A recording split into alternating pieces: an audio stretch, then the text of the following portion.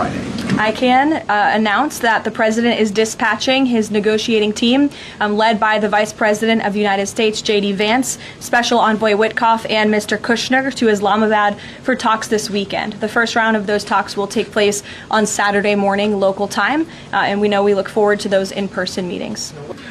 Would President Trump like to see Lebanon included in this peace deal? Because as you know, there have been increased Israeli strikes on Lebanon today with dozens of casualties there. Sure. Lebanon is not part of the ceasefire. That has been relayed to all parties involved in the ceasefire.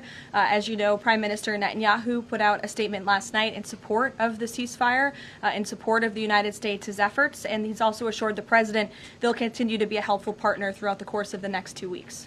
Is there any thought, though, that the President might like to see Lebanon included at a future date, given that it seems to be causing or potentially undermining the Iran ceasefire? Again, this will continue to be discussed, I am sure, between the President and Prime Minister Netanyahu, the United States and Israel, and all of the parties involved. But at this point in time, they're not included in the ceasefire deal. Jeff. Thank you. Caroline, will the U.S. take part in talks with Iran in Islamabad on Friday? I can announce that the President is dispatching his negotiating team, led by the Vice President of the United States, J.D. Vance, Special Envoy Witkoff, and Mr. Kushner to Islamabad for talks this weekend. The first round of those talks will take place on Saturday morning local time, and we look forward to those in-person meetings. What role does the President see for the U.S. attacks from Israel? I mean, is there any concern that Netanyahu is trying to kill the ceasefire? The President spoke with Prime Minister Netanyahu last night, and in that private conversation, Prime Minister Netanyahu relayed exactly what he said to the world publicly, that he supports the President, and Israel remains a key ally and partner to the United States. They've been a tremendous partner over the course of the past 6 weeks, and we thank them for their heroic efforts as well. And the President had that conversation last night, and that was relayed to the world publicly as well. Reagan, go ahead. On Iran, it's been reported that the ceasefire was struck after the involvement of two unlikely factors, J.D. Vance and China. What role did those parties play in striking a deal?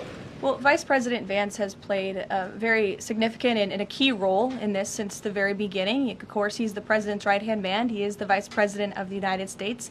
He's been involved in all of these discussions, and as I just announced, he'll be leading this new phase of negotiations in Islamabad later this week.